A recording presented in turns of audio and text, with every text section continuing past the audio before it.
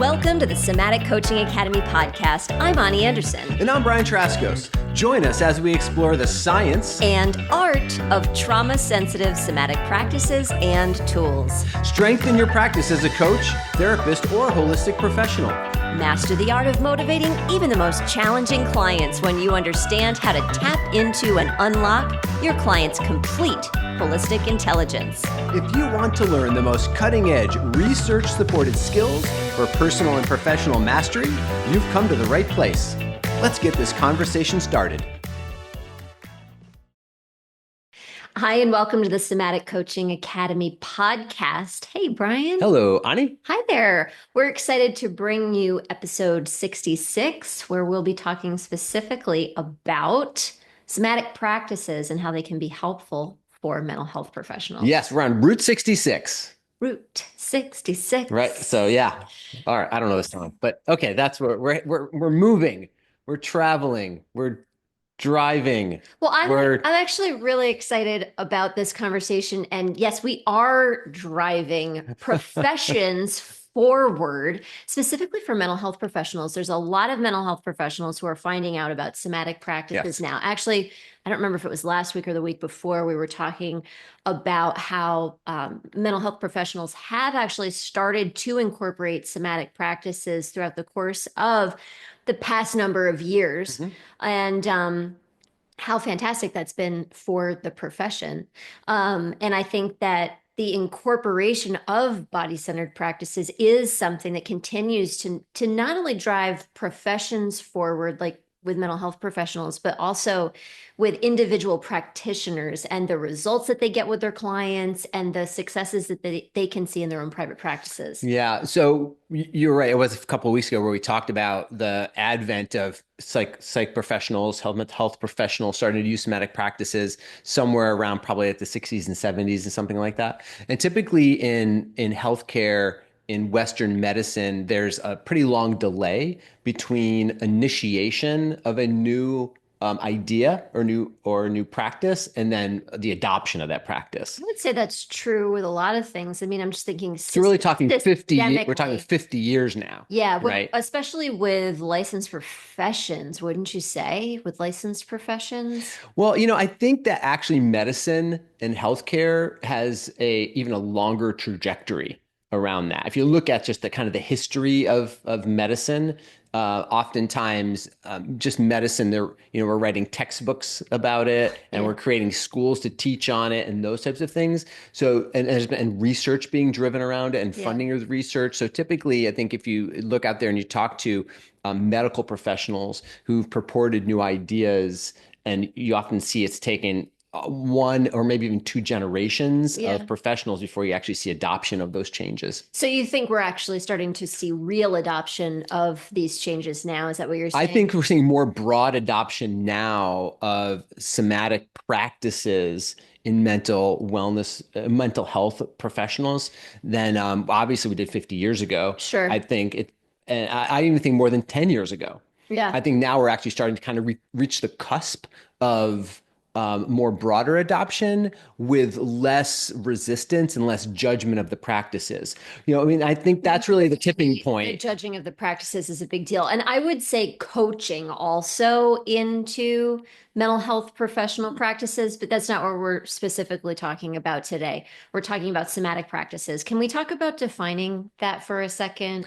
Because how somatic practices are? And how you might recognize one if you ran into one at the grocery store. Yeah. So first, let's just back up for just a second to have that conversation. And let's just talk about how are we even defining mental health practitioners first, because that's where we're purporting that somatic practices can be so helpful for mental health practitioners. So, of course, I just go and do some research. And when you go to the web, you could tell I'm a Gen Xer, right? You go to the web, the website, the websites, and in the wwws, and you kind of like ask, well, how wouldn't even consider themselves as the mental health practitioner? Well, we're talking about social workers.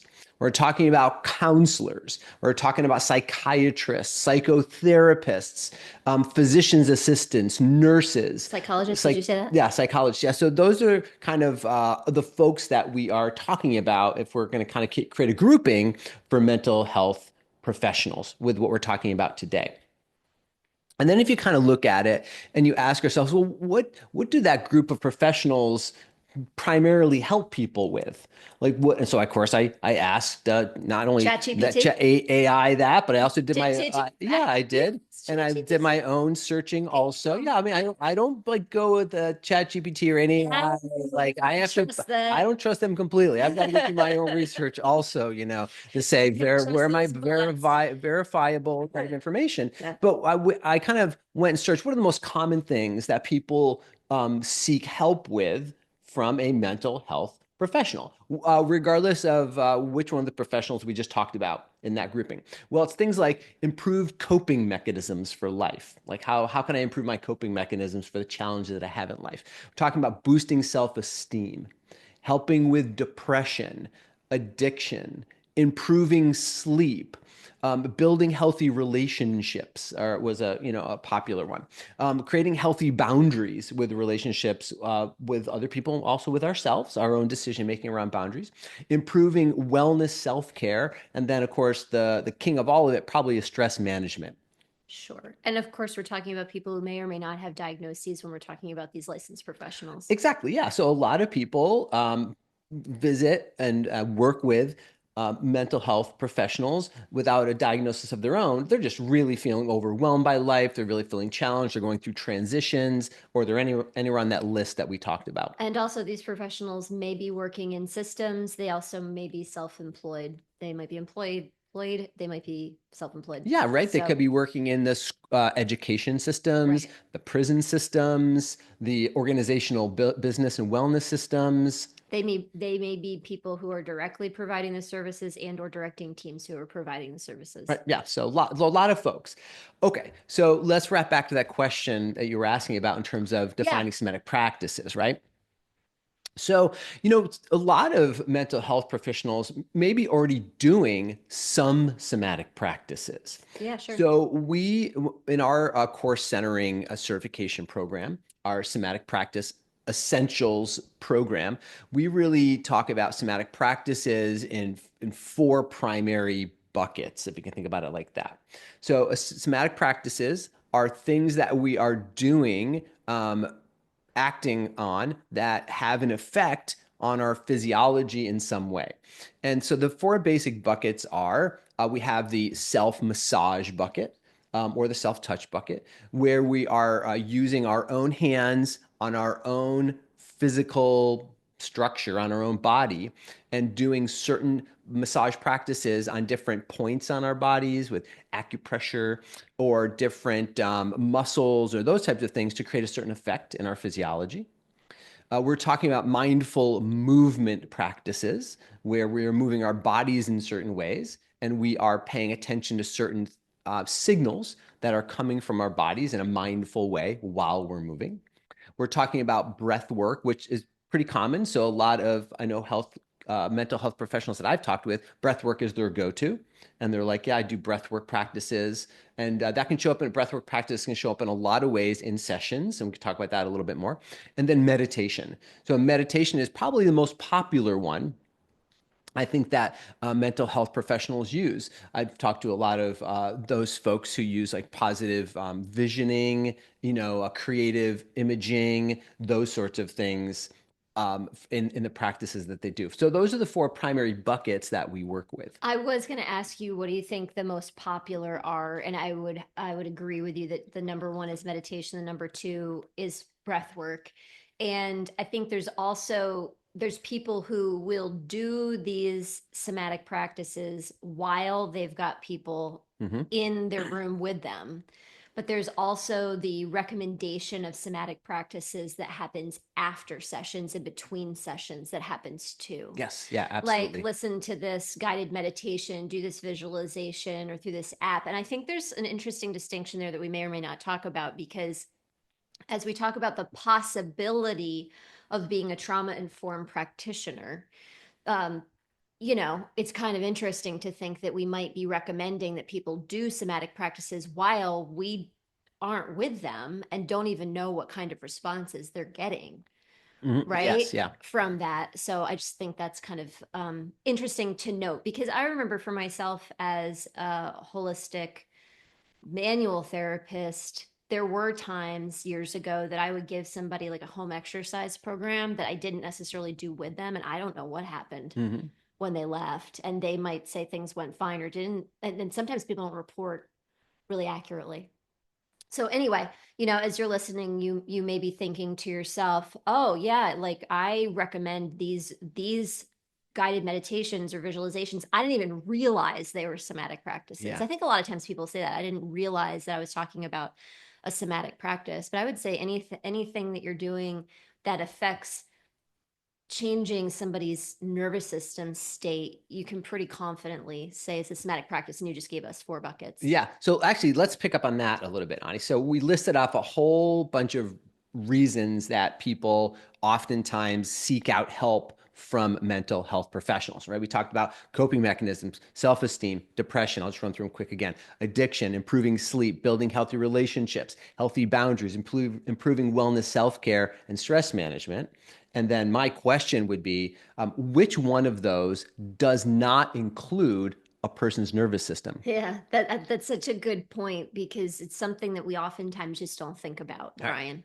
Yeah, it's like all of them, They right? all include They the nervous all include a system. person's nervous system. So then the question is, if they all include a person's nervous system, then is it reasonable to think that if a person's nervous system was healthier, that all of those problems would Like probably get at get least a better. little bit better? Yeah. Yeah, and if the person's nervous system was healthier and also if a person understands that they may or may not be regulated and have that kind of common language with themselves and with their practitioner about talking about it. Right. I just for me as a person, that was a big thing to understand that all the different ways I could describe to you that I was having a problem in here, I could just talk about the fact that I'm dysregulated. Mhm. And that common language between a practitioner and the client, I think it's just like mind blowing in terms of the effectiveness that we can have and making things really simple that could be highly complex. Yeah, totally. So let's just simplify this for a moment. I think the end game for anyone coming to work with a mental health professional, and I think most mental health professionals would agree with this, is to help their client have some type of conscious behavior change, right? They either have to change their behavior to get a different result, or they have to be able to perceive their world differently in a certain way to get a different result. But there's got to be some type of eventual behavior change that occurs. And I think we can also agree that that behavior change a lot of times is driven from a conscious process. Like we have to consciously choose to change that behavior, which means that we have to consciously choose to do things different on a daily basis to create a different behavior, Which means our conscious mind needs to which be means our online conscious mind to needs be to be able to online to be able to do do that, something. right? Yeah. Yeah. We need to be able to have our intellectual cognitive capacities have to be functioning well in order to then have any behavior change. So Yeah. I think we can actually say that if someone had better cognitive functioning, would it be easier probably to create behavior change? I think we can agree that it probably is. And if someone's cognitive capacities are diminished, is it likely more difficult to create behavior change? Agreeable? Yeah. Probably I makes think you're sense. making sense. Okay. So if someone's nervous system below their cognitive processes, because there's a lot more brain than just our cognitive brain, right? We have our limbic brain centers, we have our brain stem, if you just want to talk about triune brain model. And And I that's just the brain. What about the gut brain Yeah, and the that's not heart brain and exactly. all Yeah, that we're not even stuff? talking about vagus nerve. We're Yeah. not talking about the enteric nervous system. We're not talking about the other type of plexes all throughout the body that bring information into those lower brain centers primarily, which are all self-regulatory autonomic nervous system kind of functions. But all of those, and I only call them lower brain centers because they below Below. the If you're cortex is, standing if you're up. standing up, the cortex is on the top and then you have the limbic, and then you have the brainstem. Not making any judgments. We're not making here. any judgment calls on them, because the funny thing is those lower brain centers drive 95% of our decision making every day. So they're kind of important. Yeah, so they're not really lower from a value standpoint. They're just positioned lower in a positional kind of standpoint. Up, yeah. Right. So this is where somatic practices come in, because if you're a mental health professional that feels frustrated that your clients are just, you're doing really good work with, you feel like you're doing really good work with them. You feel like you're showing up fully for them. You feel like you're really helping them. And in session, they're like, oh my God, it seems like things are happening. And they just cannot seem to change their behavior. Like their behavior seems to be stuck. And you're like, I mean, we've talked about this 1,000 times. They've told me that they know what they need to do, and it's just not happening. It's not getting done. They come back the next week and we talk about all the other problems that they've had come up, those kinds of things. And they're rather emotionally kind of dysregulated or upset, or having trouble kind of cognitively being able to reframe what's going on in their life. Possibly are a lot of those difficulties in cognitively reframing what's going on because of a chronic dysregulation of their nervous system. Right. It can also show up as the client who is in there and they just can't get on board with the change while you're in session, which can be so maddening. And you feel like you're trying to like intellectually ninja them. When in reality, if you could just help them change their state, they'd actually have a new experience with you right then and there. Yeah. And a big part of the reason that like we started talking about the conscious mind being on board is that when the body is taken up with all of this dysregulation, just use that word, it actually brings the conscious mind offline. Mm-hmm.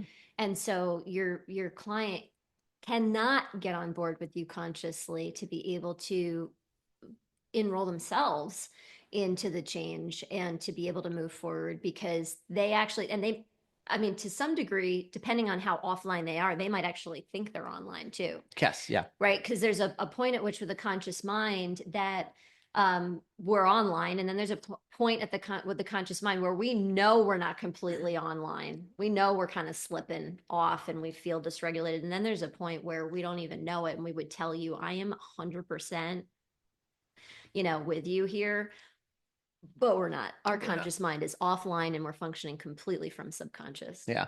So hopefully to this point in our conversation, I think most people get this, that if a person's autonomic nervous system, their nervous system is dysregulated, then it's more difficult to function cognitively, to be able to make choices and follow through on choices that would inherently change our behavior and then get different results. Right. So I think kind of that's kind of where we are right now. So a lot of mental health professionals, like really well-meaning, like, great, let's bring in meditation and let's bring in breath work, because those are things that can help. They're somatic practices. And there's a lot of validity to that. But I also want to just bring up an interesting point that most people don't think about. That if someone is already challenged with their cognitive functioning, and then we ask them to do a meditation, what we're trying to do is have someone do a creative imaging on a cognitive function that's already dysregulated and upset. And it's very difficult to focus our attention on any type of meditative process if our nervous system is dysregulated, because our cognitive system is at the top member of that hierarchy, positional wise, and everything that goes on below it informs the cognitive function, what I need to pay attention to. So if the nervous system is dysregulated, then what is telling the cognitive mind needs to pay attention to is whatever the problems are in its current environment. So I've done and talked to a lot of people who have used meditation as the primary somatic practice that they do with their clients.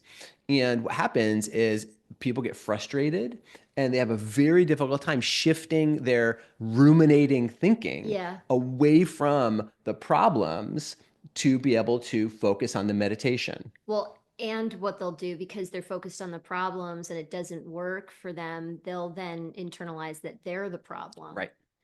So they'll think that I'm the problem, or I have a problem.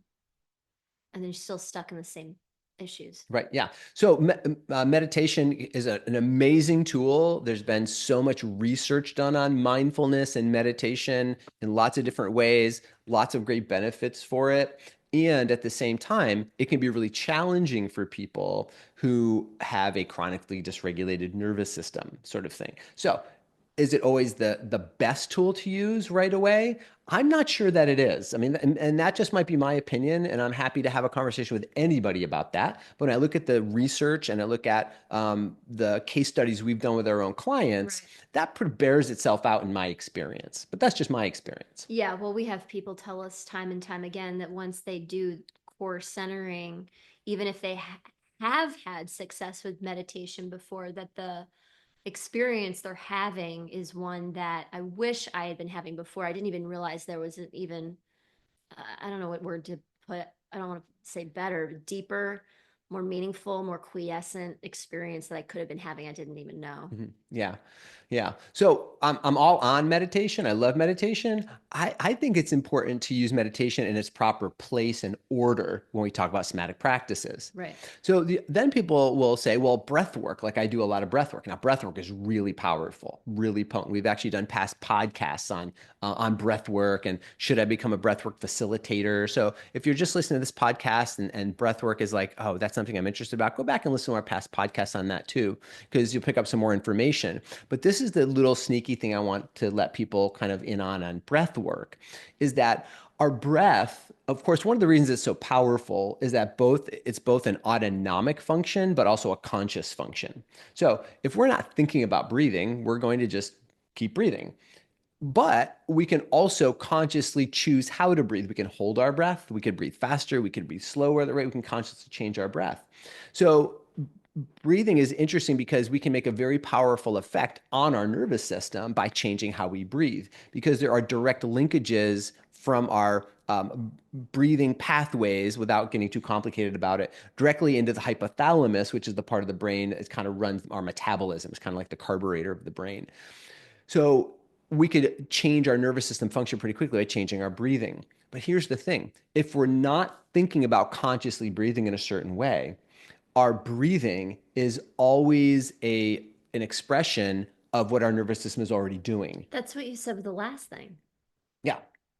Right. So it's the You same just thing, said, right? yeah, you Yeah. said So you said with the last thing. yes, It's the way like we're if thinking. you do the somatic practice on top of a dysregulated system, you're actually just getting more of the problems that are Correct. coming Yeah, out. exactly. So if we have something going on in our body, let's just say, so let's just switch out nervous system for body for a moment, because what's going on in the body? We're talking about kind of like the neuromuscular system at this point.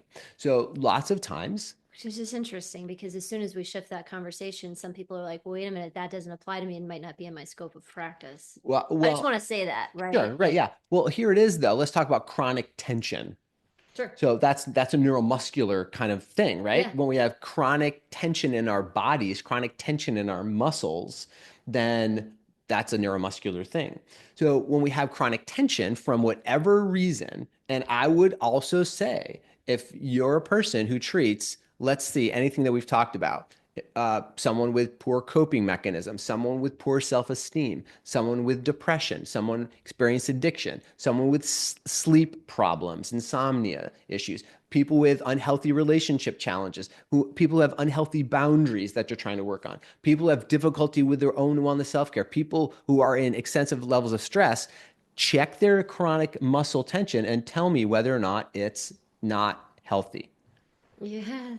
Really good point. Right? You're going to see Yeah. chronic muscle tension in every one of those And conditions. why do we know that? Because we're from a body-based Right. background. Exactly. Exactly. So if someone has chronic muscle tension in their bodies, what's happening at a level of the muscles is you are getting a lot of what we call anaerobic respiration at the level of the muscles, because the muscles are being squeezed. So when they're being squeezed, chronic tension, they're getting less blood flow. They're creating higher levels of blood lactate, which have been associated with anxiety, by the way. Like there's been some research to show that higher levels of blood lactate create higher levels of anxiety. So chronic muscle tension will kind of perpetuate that, Sure. make that more difficult. Yeah.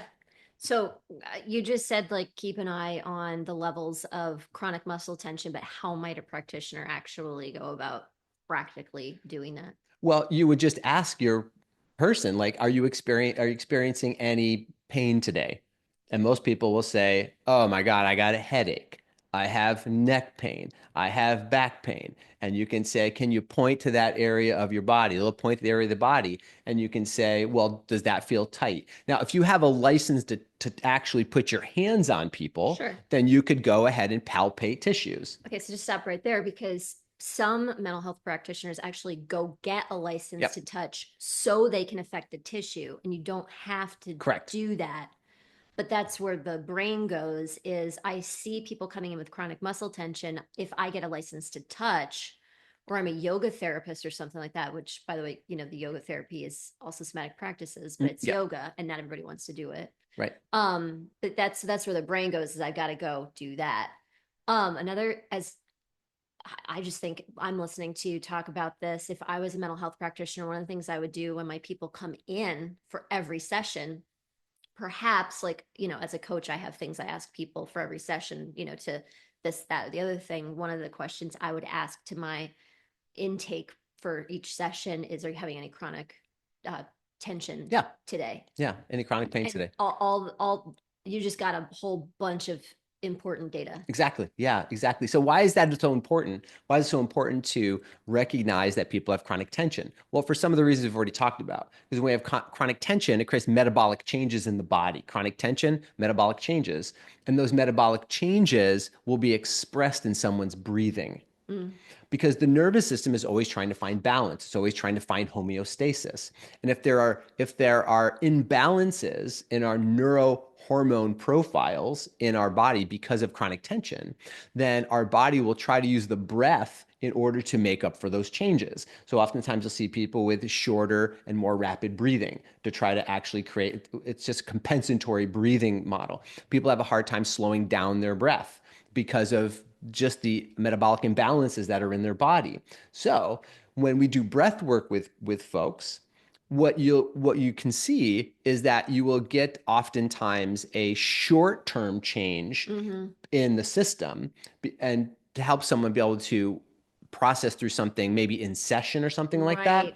but we're not really changing Create fundamentally what's going on in the body in the levels of chronic sustainable. tension sustainably, Right. and then the problem just basically comes back again Right. because the chronic nervous system imbalance is being held in the muscle tissue itself. Right. And well, I can't speak for anybody else's program, but with the somatic practices taught in the Somatic Right. Coaching Academy, you can actually learn how to affect that chronic tissue tension without going and getting a hands-on degree. Exactly, exactly. So kind of brings us to our point where we are right Can now. I say one more thing Yeah. about that? One of the things that I'm pretty passionate about why that matters is when you go get a hands-on degree, you're still putting yourself in the position as a practitioner, as the person who needs to do something to someone.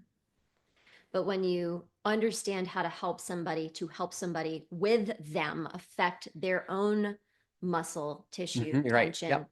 then you're teaching somebody skills so that they can do it. And that's where the empowerment is. Correct. Exactly. Exactly. So where we kind of bring in this idea of um, to make a really profound impact, a persistent impact, to really be able to drive sustainable behavior change for yourself and where the clients you're working with is to actually start at the body level. And most people don't do that. Most people don't know how to do that. They don't Yeah. know how to actually start in the tissue itself, as you said, without going back to getting a degree where I'm putting my hands on you to try to create change in those tissues. Instead, we learn ways to be able to empower and do it along with our clients to be able to manage and change their own body tissue, Right. which then helps gives them a tool to start using between sessions, as you pointed out. Right. And then we build from there up. Because once we make a change in the body, in the levels of chronic body tension, then breath work becomes more sustainable Right. and more reliably changeable. And then once you get better changes in the breath kind of structure, now meditation gets even easier. Right. So we come back to the idea is how do we make meditation easy? We don't make meditation easy by forcing ourselves to sit in a chair with ruminating thoughts Focus and all there. kinds of dysregulation, and we're Yeah. angry and we're upset and we're sad, and then try to sit down and focus on it. That doesn't make it easier. Yeah, you actually work with the physiology. And one of the things I really like about, we teach all these things in the Somatic Practice Essentials program, Yeah. by the way. You become a course centering practitioner and you can do these things with people in individual sessions and you can do these things with groups. And one of the reasons I bring it up is because one of the things I really like from a standpoint of it doesn't matter whether you're an employee or you work for yourself, diversifying the way in which you can bring these services to people, because it's really powerful when you do them in private sessions. And it's really powerful when you do it in group. And when people have the opportunity to do both of those things, Mhm. and they can do them privately one on one, and then do them with a community of people who are also doing these things, wow, that is so powerful for people. It just lights a fire under the possible transformation that they can receive, because they're getting it in different modalities and they're also getting it with community, and doing these things with community also feeds the nervous system Mhm. in really powerful ways to help us change and transform. Yeah, and so it's really always wonderful. We've had several mental health professionals go through our somatic practice essentials and core centering certification training, and it's always wonderful to get feedback from them about how transformational it was to learn how to help someone apply somatic practices in their own lives for all the reasons that you just mentioned, both in session and out of session, or I'm sorry, in individual Individual and with a sessions group. and with groups, and the impact that it's made in not only the lives of their patients, but in their personal lives as well. Absolutely. Absolutely. And that's so important because of all the reasons that so many mental health practitioners are stressed out. Yeah. So it feeds us as practitioners while we're helping the clients. That's win-win. Yes. And it becomes a Yep. win also for everybody else who your client interacts with on a daily basis, and you interact with it on a daily basis too. Your family and your colleagues and their families and communities. Yeah, because oftentimes mental health professionals, feel like they're carrying the load for their patients. Yeah. Like they feel like they're carrying the emotional load for their And it patients can because feel they're, yeah, depleting at very, the end of the day. very depleting when we're counseling and we're giving advice and we're trying to help people reframe, and we really just want them to be able to pick up a little bit on their own and Just a little. follow through and empower. And so when we have those somatic practices for ourselves, and there's things we can do right along with our clients, both in session and in classes, it just comes back and feeds and nourishes us as well.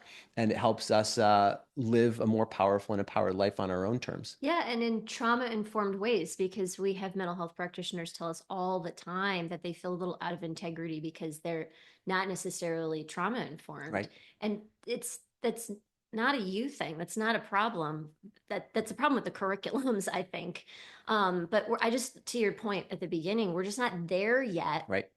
with the way that we educate professionals in a lot of different professions, that's something that we teach in the curriculum. So Yeah. we have to go about doing that ourselves and making it a priority for ourselves as practitioners for our own personal and professional development to learn trauma informed strategies. Yeah, yeah. So really what we've seen is that in order to really drive sustainable behavior change, it doesn't have to be that it's not really that difficult to do that if we are working with people who have regulated nervous systems. That's the foundation of everything that we do in terms of creating behavior change. If we're trying to create behavior change on nervous systems that are dysregulated, it's almost impossible to help that become sustainable. So let's just go back to foundational basics and use somatic practices to help people regulate sustainably. And then the change processes from those points are actually really, really enjoyable when Mm-hmm. you're working from that foundation. Yeah, yeah. So if you're listening and you're interested in checking out the program we're talking about, go to the website and somaticcoachingacademy.com. And you're going to want to look at the level 1 program, and that'll give you the information that you need. Mhm. Also, our team is so excited to talk to you any day of the week if you want to talk to us about it. We hope this has been really informative, but I take away golden nuggets every time. I've got Mhm. one for myself today, and we hope you do too. We'd love to know if you have a great takeaway from today, what it is. So you can always email us at info@somaticcoachingacademy.com. And depending on where you're listening to this, you can leave a comment or a review or something like that. So thanks, Brian. This was a powerful episode. Yep. Thanks so much, everybody. Look forward to seeing you next time. Bye-bye. Bye-bye. Thank you for listening to this episode. We hope that this conversation will help you improve your practice and change the way you think about your work, your clients, and yourself. Continue your exploration of trauma-sensitive somatic coaching by listening to more podcast episodes at somaticcoachingacademy.com. You could be the trusted guide that people turn to help them with their most challenging situations and to reach their most precious goals. Thank you for joining us. We'll see you next time.